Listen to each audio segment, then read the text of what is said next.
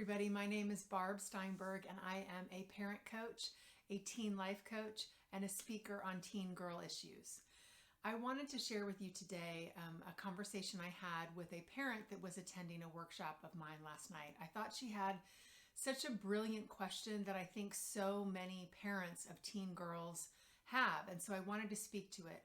The conversation that we were having, it was around connecting with your teenager. And she in particular brought up, we obviously a lot of the ways that we connect is through conversation, through talking.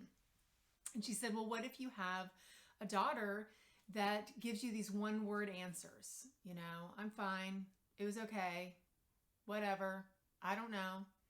And she said, I try, and that's just all I get over and over. So the first way that I answered her, I gave some ideas about coming at it in a little bit of a different way. So, for example, using scales where she has to share a number with you rather than she has to share kind of a story about how her day was. So asking her on a scale of 1 to 10, how was your day? And then feeling her out and intuiting if she is willing to talk more. So if she gives you a 4, that her day was a 4, and you feel like, I think I can ask her, hey, wow, that's kind of low. What made you give your day a 4? What happened? What's going on? And you kind of have to feel her mood out. And it's a bit like walking on eggshells, I know, but I'm trying to set you up for success so that you can have some conversations that lead to connection. So if you feel her out and you feel like she could handle further questioning and share a bit more, then go for it. If not, you can just simply say, I'm so sorry that it was a 4. I hope tomorrow is better. And if you want to talk about it, I'm here to listen. And then just be quiet. And she'll come to you if and when she's ready. So we talked about that. We talked about other questions. We were using that example of kind of checking in with her about her day and asking other questions that might open the door a bit that would lead to connection. And so it might be something like, oh, tell me something funny that happened today at school. Or tell me the best thing that happened today for you. Sometimes those types of questions are good for girls that tend to always lead with something negative or kind of are a bit of the glass is half empty type of a personality. Those types of questions can not only help to open them up and open up conversation between the two of you, but they can also kind of reframe their day a little bit. So when I shared all that, the mom was like, I asked, does that help at all? And she was like, yeah. And I could tell it didn't. So I said, no, let's keep going. Tell me, challenge me, tell me what's going on. And I asked how old her daughter was, and I believe that she said she was 16. And I asked, is she only like that with you? The one-word answers, the kind of shut down sort of reaction. And she said, well, no, just when she's at home, she's like that, which is very, very common. And now that I'm thinking about it, I wish that I would have said that to her because I want her to know that it is very common.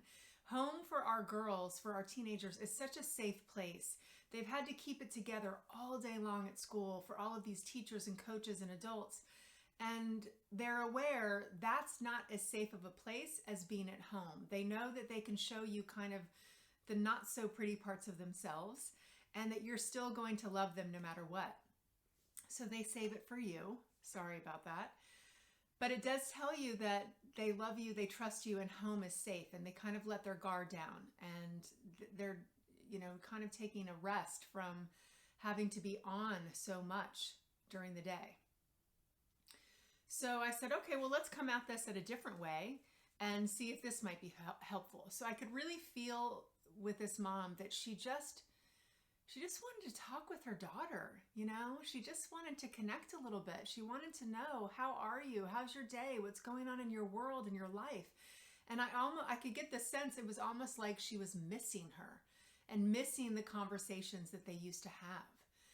And so I went at it a completely different direction. And I said, what if you find a moment, and again, I'm trying to set you up for success. So find a moment when you can tell that she's in a pretty good mood. She's content. Maybe she's even happy. Let's shoot for the stars. She's happy.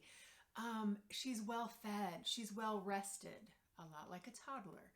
So you're wanting to kind of find that sweet spot, the moment where you feel like you can have a conversation and she would be receptive. And that's the time to share with her and say, I've noticed lately when I ask you questions about how you are and how you're doing, you don't really want to talk to me. And I know that sometimes you just need a break from people and you need some alone time and you don't really want to talk. And I really want to be respectful of that and, not push it. And I also want you to know that I really love you and I really like you and I'm interested in how you are and how your days are and what's going on in your world. I'm not trying to be nosy. I'm not trying to pry or take away your privacy. I just really miss you and I miss us talking. Whew. So take that for a moment. Just me saying that out loud, it makes me a little bit emotional. I'm sitting here thinking, wow, if someone would say that to me, I'd probably pour my heart out to them. And I have seen this time and time again with my own teenager and with the girls that I work with. When we show up for them with mutual respect and with authenticity and transparency about who we are and what it is that we're needing from them, and it's coming from a place of love, and she can hear it in your voice, and more importantly, she can feel it coming from you. And then she softens. Then her heart opens up a little bit, and she's more likely to open up to you a little bit, or she really now understands what it is that you're wanting. You're not trying to push, you're not trying to pry, you just love her and you just want to be a part of her life still as she's pulling away. And it's possible to do both simultaneously. So try these ideas out. Let me know how they go. I have a feeling that you're going to have some good moments from employing some of these ideas. So good luck with them. I know you're going to be successful. Let us know. And if this was helpful, I hope that you will like it. I hope that you will share it with your friends.